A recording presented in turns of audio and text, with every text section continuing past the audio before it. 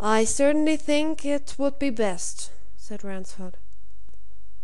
"In that case," continued Bryce, more coolly than ever, "I shall certainly want to know what you have against me or what Miss Bewery has against me. Why am I objected to as a suitor? You, at any rate, know who I am. You know that my father is of our own profession, and a man of reputation and standing, and that I myself came to you on high recommendation. Looked at from my standpoint, I'm a thoroughly eligible young man.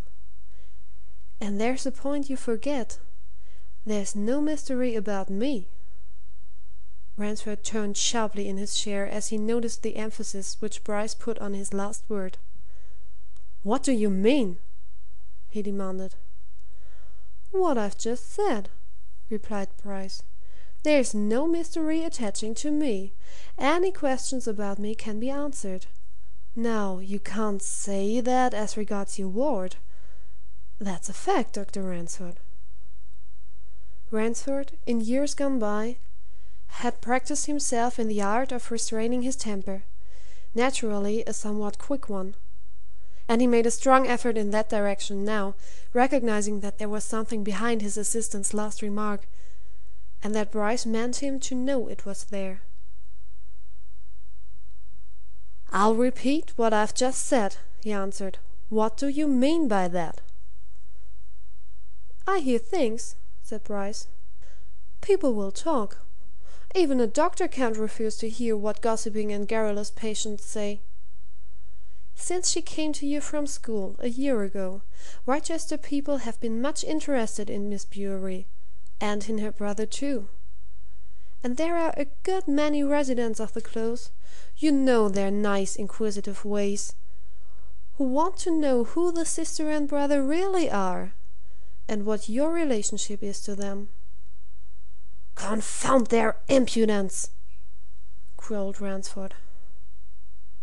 "By all means," agreed Bryce. "And, for all I care, let them be confounded too. But if you imagine that the choice and select coteries of a cathedral town, consisting mainly of the relics of deceased deans, canons, prebendaries, and the like, and of maiden aunts, elderly spinsters, and tea-table haunting curates, are free from gossip, why, you're a singularly innocent person." "They'd better not begin gossiping about my affairs," said Ransford. "Otherwise " "You can't stop them from gossiping about your affairs," interrupted Bryce cheerfully. "Of course they gossip about your affairs, have gossiped about them, will continue to gossip about them. It's human nature." "You've heard them?" asked Ransford, who was too vexed to keep back his curiosity. "You yourself?"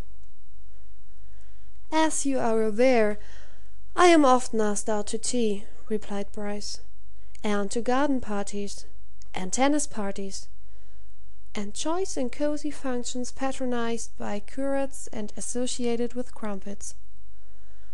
I have heard with these ears. I can even repeat the sort of thing I have heard. That dear, delightful Miss Bewery, what a charming girl! And that good-looking boy, her brother, quite a dear! Now, I wonder who they really are. Wards of Dr. Ransford, of course. Really, how very romantic! And just a little unusual? Such a comparatively young man to have such a really charming girl as his ward. Can't be more than 45 himself, and she's 20. How very, very romantic! Really, one would think there ought to be a chaperone." "Damn!" said Ransford under his breath. "Just so," agreed Bryce. "But that's the sort of thing. Do you want more? I can supply an unlimited quantity in the piece if you like, but it's all according to sample." "So, in addition to your other qualities," remarked Ransford, "you're a gossiper?" Bryce smiled slowly and shook his head. "No," he he replied. I'm a listener. A good one, too. But do you see my point? I say, there's no mystery about me. If Miss Bewery will honour me with her hand, she'll get a man whose antecedents will bear the strictest investigation." "Are you inferring that hers won't?" demanded Ransford. "I am not inferring anything," said Bryce. "I am speaking for myself, of myself. Pressing my own claim, if you like, on you, the guardian. You might do much worse than support my claims, Dr. Ransford." "Claims, man!" retorted Ransford. "You've got no claims. What are you talking about? Claims?" "My pretensions, then," answered Bryce. "If there is a mystery, as Wrychester people say there is, about Miss Bewery, it would be safe with me. Whatever you may think, I'm a thoroughly dependable man when it's in my own interest." "And when it isn't?" asked Ransford. "What are you, then, as you're so candid?" "I could be a very bad enemy," replied Bryce. There was a moment's silence, during which the two men looked attentively at each other. "I've told you the truth," said Ransford at last. "Miss Bewery flatly refuses to entertain any idea whatever of ever marrying you. That eventuality may never be mentioned to her again. Will you give me your word of honour to respect her wishes?" "No," answered Bryce. "I won't." "Why not?" asked Ransford, with a faint show of anger. "A woman's wishes!" "Because I may consider that I see signs of a changed mind in her," said Bryce. "That's why." "You'll never see any change of mind," declared Ransford. "That's certain. Is that your fixed determination?" "It is," answered Bryce. "I am not the sort of man who is easily repelled." "Then, in that case," said Ransford, "we had better part company." He rose from his desk and going over to a safe which stood in a corner, unlocked it and took some papers from an inside drawer. He consulted one of these and turned to Bryce. "You remember our agreement?" he continued.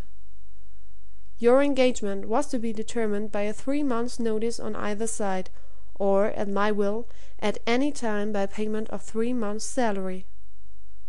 "Quite right," agreed Bryce. "I remember, of course." "Then I'll give you a cheque for 3 months' salary now," said Ransford, and sat down again at his desk. "That will settle matters definitely, and, I hope, agreeably." Bryce made no reply. He remained leaning against the table, watching Ransford write the cheque. And when Ransford laid the cheque down at the edge of the desk, he made no movement towards it.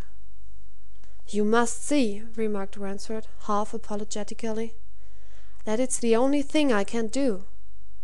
I can't have any man who's not welcome to her, to put it plainly, causing any annoyance to my ward. I repeat, Bryce, you must see it."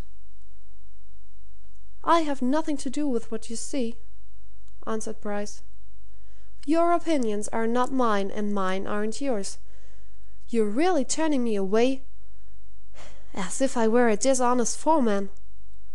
Because in my opinion it would be a very excellent thing for her and for myself if Miss Bewery would consent to marry me. That's the plain truth."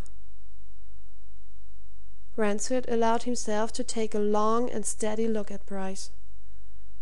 The thing was done now, and his dismissed assistant seemed to be taking it quietly. And Ransford's curiosity was aroused. "I can't make you out!" he exclaimed. "I don't know whether you're the most cynical young man I've ever met,